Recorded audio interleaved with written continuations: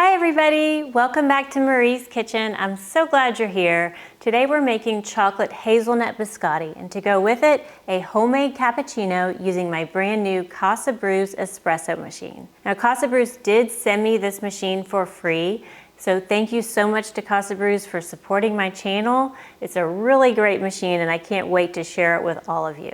Let's get started.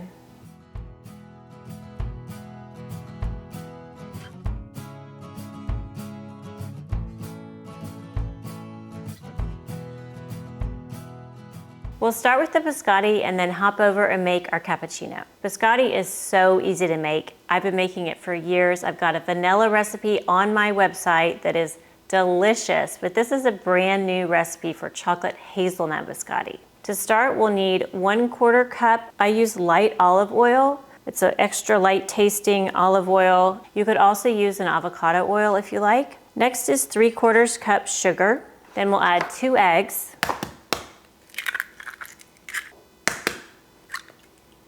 Then 1 teaspoon vanilla extract and 1 tablespoon Nutella or chocolate hazelnut spread. And this will give it a little extra chocolate and a little extra hazelnut flavor. Now we'll mix this together. No need to get out a beater or anything like that. You just mix it up. And doesn't biscotti go so well with coffee? It's a nice crisp texture. Don't worry, my biscotti will not break your teeth. It's not that hard. It's just, I think, really just the right texture. You don't want soft biscotti. That's not good. Okay, that looks good. There's our wet ingredients. We'll set this aside. Now for the dry ingredients. It's 1½ cups all-purpose flour, 1/4 cup cocoa powder, 1 teaspoon baking powder, and 1/2 teaspoon salt. Now to really enhance the chocolate flavor, we're gonna add 1/2 teaspoon espresso powder. And if you don't have that, instant coffee works as well. It's a little thicker grind, so just kind of mush it up with your fingers into a finer powder and it'll mix more easily into the dry ingredient. We'll give this a whisk here. Just wanna mix this all together, and then also, if there's lumps in the cocoa powder, you wanna try to get those out now before you add your wet ingredients. Now usually I would add the wet ingredients to the dry, but I mixed up the bowls. So no problem, we'll just add the dry to the wet. And then we'll give this a stir.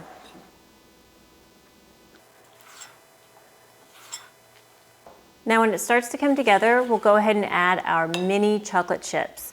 And it is important to use mini chocolate chips for biscotti. Because you're cutting them into these slices, you don't want to be cutting through the chocolate chips. If you have to cut through a big chocolate chip in a biscotti, it usually will pull to one side or the other, and then you have a hole in one. Trust me, I've done this a few times. And the same thing applies for nuts. We've got 3/4 cup, and then 1/2 cup of hazelnuts. And these do not have the skins on them, so they're blanched. And these are actually also dry toasted. Some grocery stores sell nuts already toasted, and so see if you can find those. If not, no big deal. They'll bake in the oven in the biscotti. So 1/2 cup finely chopped hazelnuts, and then we'll stir that together. And as always, with any kind of baking with flour, you don't want to overmix because you don't want to develop too much gluten, which will then make your baked goods tough. So we're just gonna bring this together, and it is a very sticky dough.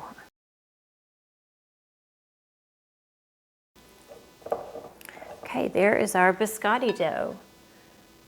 Because it is really sticky, there's 2 things we're gonna do. First, I'm gonna pop it in the refrigerator for about 10 minutes. That'll make it easier to work with. And then the second thing we'll do, I'll show you in just a minute when we start to put it on our pan. Okay, this has been in the refrigerator for a few minutes, so it should be a little easier to work with. And then we also have a bowl of water here. Usually I would just do this over by the sink and get some water that way, but my camera's over here, so we're doing it right here and with my bowl of water. So I just kind of cut down the middle just to visualize cutting this in half, because you want 2 equal pieces or 2 equal portions of the dough. And I'm gonna dip my hands in a little water. And I do have the oven preheating right now to 315 degrees. You want to bake the biscotti on a low oven. So that's preheating, and I have here a Silpat mat lining my baking sheet. That is a great, reusable item and also helps prevent sticking. So we'll just set the dough right here. And even though I try to evenly divide the dough, I never do. So don't worry if you don't. I've never gotten it even though I try every time. Got some water on my hands, so I'm just going to then shape this into a thin log, is what usually people call this in biscotti recipes. You shape it into a log. I don't know a better description for it. A rectangle, and it's about 9 inches long and about 4.5 inches wide. It doesn't need to be exact by any means, but that's just the general measurement. And you can, need a little more water. And you can change the shape of this. If you want biscotti that's a lot smaller, you could make a lot thinner log. And you'll see what I mean once it bakes up. Okay, there we go. We have 2 logs of dough. I'm gonna wash my hands again. All right, now this goes in the oven at 315 degrees and we'll bake it for 30 minutes. All right, I've got my oven mitts and we'll grab the biscotti out of the oven. All right, here is the biscotti. It looks great. I know it doesn't look anything like biscotti yet, but just give me a minute and I'll show you. Okay, now we'll just pick up the Silpat mat here or the parchment or foil, and then you're just gonna let that kind of fall off there. Be careful so it doesn't break. Gently move it over to your cutting board. And now what we'll do, using a nice long sharp knife really makes it easy. I'm going to trim the edge off like that. And then go ahead and cut these into our biscotti pieces as wide or as thin as you want. I usually get about 12 or 13 out of 1 log. And this is just the right consistency to cut the biscotti. If it's too hard, if you cook it for too long, it's very hard to cut. And if it's not cooked long enough, it's also very hard to cut. So this is kind of a key thing about biscotti, is you need to have it cooked to just this consistency. We're gonna bake it a second time, and that's what crisps up the biscotti, but you can't do that until after you've cut it into the slices. Now I have a separate baking sheet lined with parchment, and we'll just move our biscotti over and set it up like this. Now it's starting to look like biscotti, right? And just be careful, it is pretty delicate at this point since it's not fully baked. Just be careful moving it over.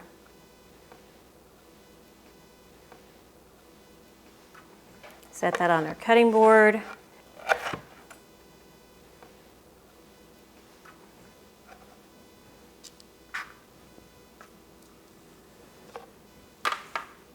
All right, now this goes back in the oven at 250 degrees for about 30 to 45 minutes. It's the second bake, and that's what really crisps up the biscotti. All right, into the oven. Now we'll take a look at the Casabrews Ultra Espresso machine, and I think it's just beautiful. I love having it in the background of my videos and sitting on our countertop. It's a really pretty stainless steel, so I love it for that reason. My husband and I, John, we tried it out last night and he was very impressed. He's more kind of the coffee cappuccino aficionado. So first what we've done is, back here you can see is the water chamber, and we filled it up yesterday with some nice filtered water. You don't have to fill it as high as we did yesterday. You can fill it lower and then add fresh water every time you use it.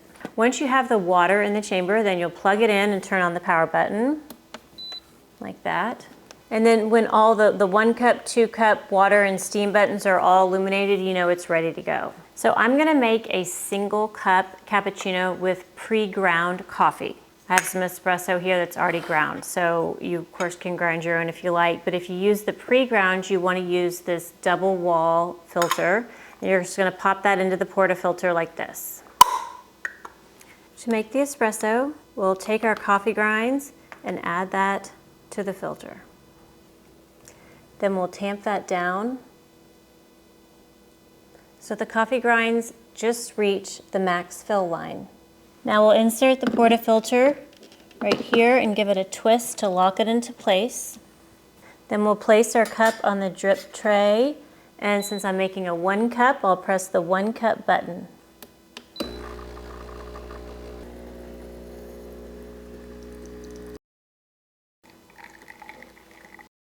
Wow, wasn't that so easy? And it looks beautiful. My husband always talks about the crema on top, and it needs to be a nice golden color, and it really looks beautiful. Wow, that is gorgeous. Hopefully you can see that crema on top. It looks really, really pretty. Now let's froth some milk. First, we'll add the milk to our pitcher here, and I'm using whole milk because it froths up really nicely. Now we'll press the steam button. In case there's any water in there, we want to let that drip out. Now we'll press the steam button again.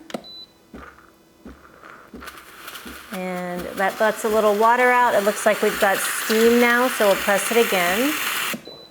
Then we'll add the wand right below the surface of the milk, and then press the steam button again.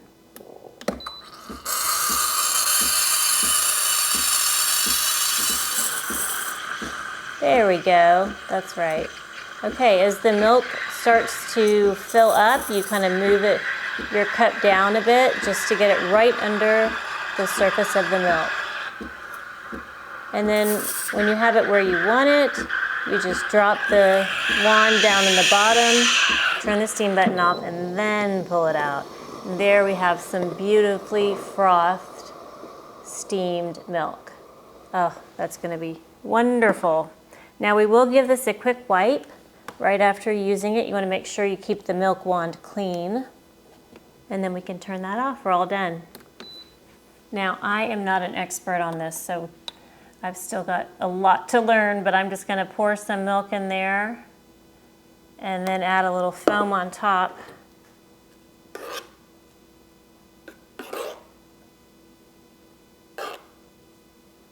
Oh wow, look at that. Look what we just made. Can you believe it? Oh, it's beautiful. Just took a few minutes.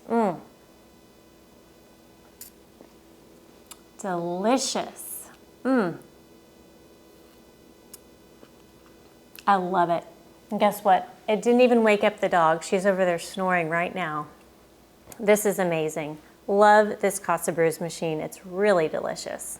Okay, and the biscotti is done. This is actually a batch I made earlier this morning, so it's nice and cool and crisp. Let's break one so you can see. See that? It's just the right crispness. And although I don't know that much about coffee, I do know a lot about biscotti, and I'll tell you that is just the right consistency. Now we have our coffee thanks to Casabrews. What a beautiful, easy to use machine. Thank you so much for sending it to me and supporting my show. Special thanks to Casabrews. And if you do want to get one of these machines, I will have an affiliate link in the description box below. There you can go and check out all their models and see which one is right for you. Now we'll have to have a little taste. I'm going to dip my biscotti in the coffee.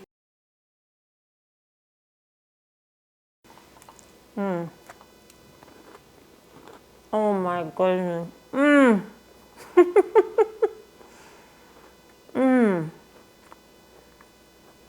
This is delicious. Not too sweet.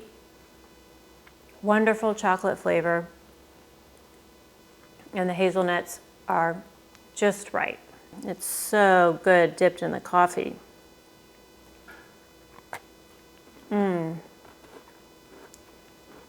Yum.